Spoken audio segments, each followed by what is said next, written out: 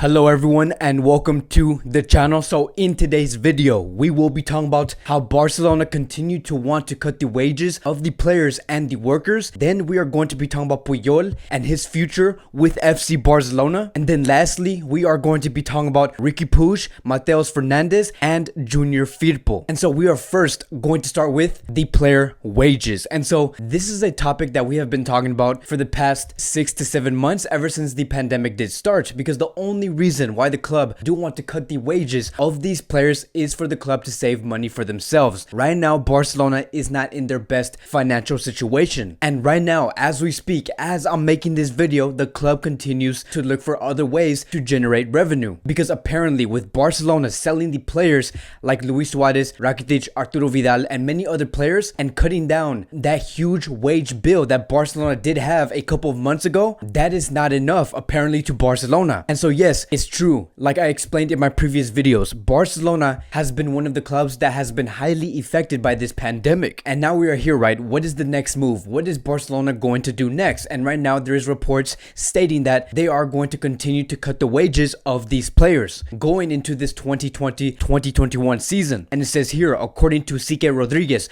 Bartomeu's board have decided that there will be a 30% wage cut for all players and staff. It has also been explained that even if there's not going to be any agreement between the players, the workers, and the board, meaning if the players and workers say, you're not going to cut our wages, the club are going to continue to move forward and say, yes, we are. Whether it's yes or no, we are going to cut the wages down. Now, as for the players and the workers, they could report this problem and say, it says in our contract that you're going to pay us our full wage. There is no reason for you to take away 30% of our wages. They could do that. They could go to court and try to get the most out of this situation. Now, as you would imagine, right, when we are talking about the workers and the players, most importantly, right, the players do not want to stain their image. They do not want to be in the media and given that image where we can call that player very greedy, like he did not want to cut 30% of his wages to save this club. That is the last thing the Barcelona players want to do. And I believe that that is why they do not want to take this club to court and try to fight this demand that Barcelona is trying to get from them. And so here's the thing, right? Many of you guys are also going to question why on these reports does it point out that there might not be an understanding or an agreement between the players and the club. Like, are the players and club not supposed to work together? They are supposed to function as a unit. And here's what I do have to say about this. You guys know the direction I'm going to go to. You know exactly why there might be some disagreements between the players, the workers, and the board members. And so here's the thing. There is tension between Bartomeu and the players. And that is clear. We all know that. If the players and Bartomeu had a great relationship with each other, there would be a 99% chance that this would end up with a smooth agreement. Every player would just say, okay, we have no problem trusting you by giving you 30% of our wages. But unfortunately, we are going to be in this position and we are going to hear reports of players and workers resisting and try to fight back on not wanting to do this specific demand. And so Riqui Rodriguez continues to say that the club is already looking for formulas to cut player salaries. And for example, in negotiations to renew the contracts of players, the club offers them a lower annual salary in exchange for more years of the contract. And I believe that that is why we are seeing these contract renewals with these players take such a long time. And look, I understand that this pandemic did affect Barcelona. I understand why Barcelona are struggling at the moment, but it could have been minimized if you were only to make those right calls, those right investments before this pandemic even hit. And so speaking about contract renewals, I do want to go into Marc-Andre ter Stegen. These are one of the contract renewals that has been taking such a long time to complete. And it says here, according to Tot Costa, Barcelona and ter Stegen have reached an agreement on the terms of the contract renewal until 2025. It is a growing contract, which could also be extended until 2026. And so you can see how this statement here really did reflect with the previous statement that I have just mentioned. Instead of giving the player the wages that he does desire, they do want to give him an extra year or maybe an extra 2 years in order to make up for the low salary. It has been said that ter Stegen was demanding around 21 million euros per season, but Barcelona are only able to give this goalkeeper 18 million euros per season. And so ultimately, throughout the end of this year, we are going to hear more and more reports of Barcelona officially taking away 30% of the wages from these players. And once it does end up happening, we're going to get a greater idea if there are going to be players who are going to be resisting on giving up their wages. And I will be reporting it here in this YouTube channel, but hopefully everything does go well. I I really don't want more friction to be involved with this Barcelona president and the players. But let me tell you, the elections cannot come soon enough. And now I want to lean in towards Puyol. So I don't know if you guys have noticed, but Puyol has been very active with the media lately. And he also did have an interview. He was speaking about how he felt about Messi's exit, what was his favorite match, and also addressing how he was going to go to AC Milan to play with Maldini back in 2014. But in the end, he said that he was happy that he did stay at Barcelona. So he has been very active. And now that we are here, right, now that we are in the verge of the elections, which could come to a conclusion in January 2021, one of the biggest questions we do have to ask,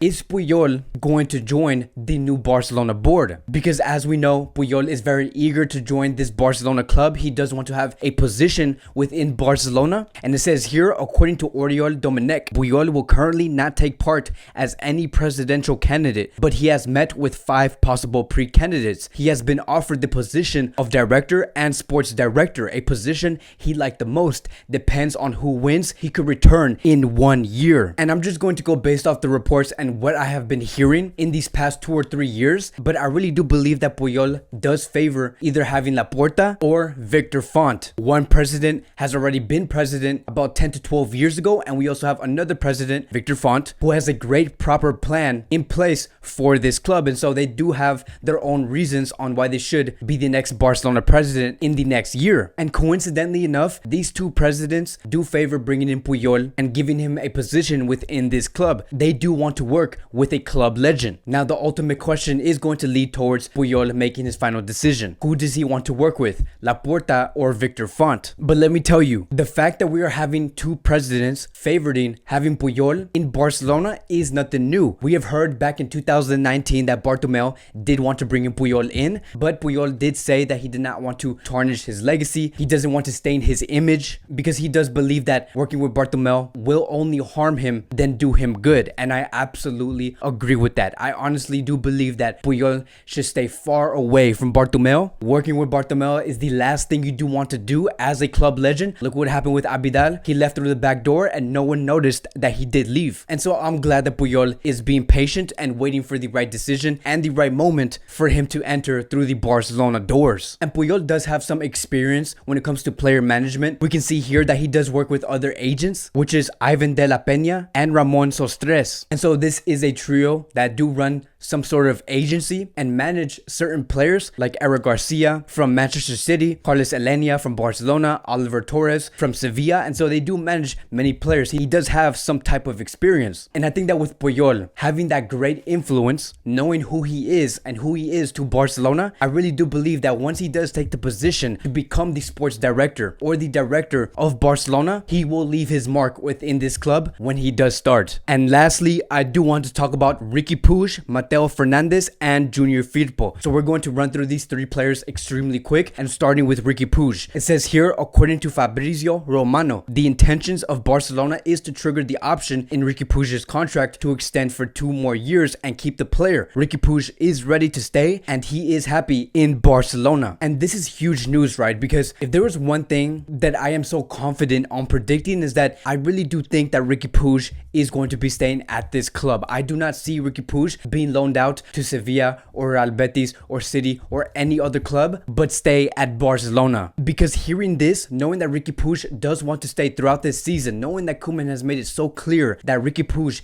is not in the plans for this upcoming season, if he really believes that he has the ability to go through a season like this, Riqui Puig will not leave Barcelona. I believe that Riqui Puig is looking at this season and saying, okay, I'm going to take my loss for this season. I understand that maybe right now, economically, financially, and Barcelona as a whole is not in their best moment. Maybe if I just stayed more patient and wait until the next season when there's brand new board members, maybe a brand new coach, maybe I just might have my chance. Which is true, right? Because if there's going to be a coach like Xavi Hernandez, Guardiola, or Klopp, or any other coach that is rumored to come to Barcelona in 2021, I really do believe that those 3 coaches would utilize Riqui Puig extremely well. Riqui Puig is a quality player. He does have a future within this club, and he himself does know that. that. And so I really do admire his perseverance, especially when you're that young, you're 20, 21 years old, you do want to play, you want to play 90 minutes every week. Look at Carlos Perez, for example. He wanted to leave Barcelona because he wanted to play. But as for Riqui Puig, he does want to stay firm on the ground because he knows that this is going to greatly pay off. And then now moving on to Mateus Fernandes. According to Santiago Valle, Mateus Fernandes has trained with his teammates today. He is fully recovered, and this was according to sources close to his environment. And if you guys are wondering, who in the heck is this player? So basically the original idea for this player when he did sign with Barcelona back on January 2020 is that Barcelona sent Mateus Fernandes to Real Valladolid and go through a loan season from January all the way until May 2020. Unfortunately, that hasn't been the case because throughout January and February there were issues that Fernandes could not play or volunteer within this team, and so there were some economic issues. I have no idea, nor do I not know the specific details between this loan deal, but he was not valid to play when he was loaned out in January. And then the pandemic did hit in March, and so everything was pushed back, and then apparently Barcelona just said,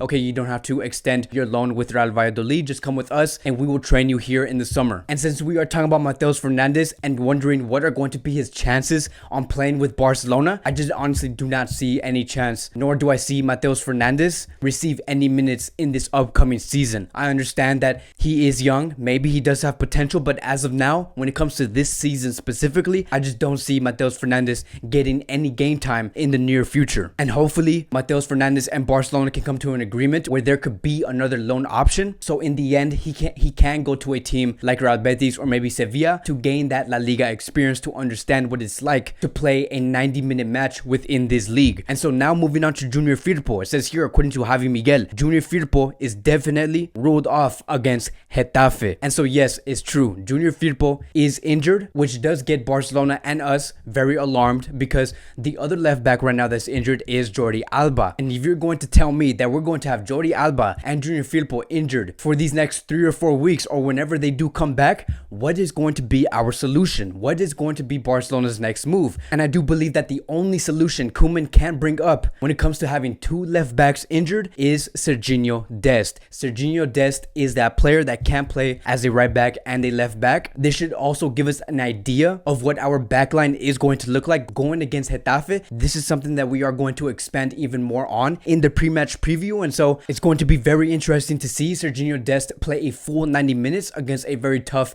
Getafe side. So that'll be it for today's Barcelona daily news. Thank you guys so much for watching. If you guys are new here, welcome to the channel. I do want to remind you guys that there is going to be a pre-match preview on Friday discussing how Barcelona could be Getafe and get the most out of these Barcelona players. It's going to be very exciting. I'm excited that club football is officially back. The international break is officially over. Unfortunately, we're going to have to go back through this break in about 25 days, but right now we are back. We do have a very tough schedule ahead. I cannot wait to cover every match for this month, so be sure to stay tuned. Thank you guys so much for watching, and I will see you guys in the next video.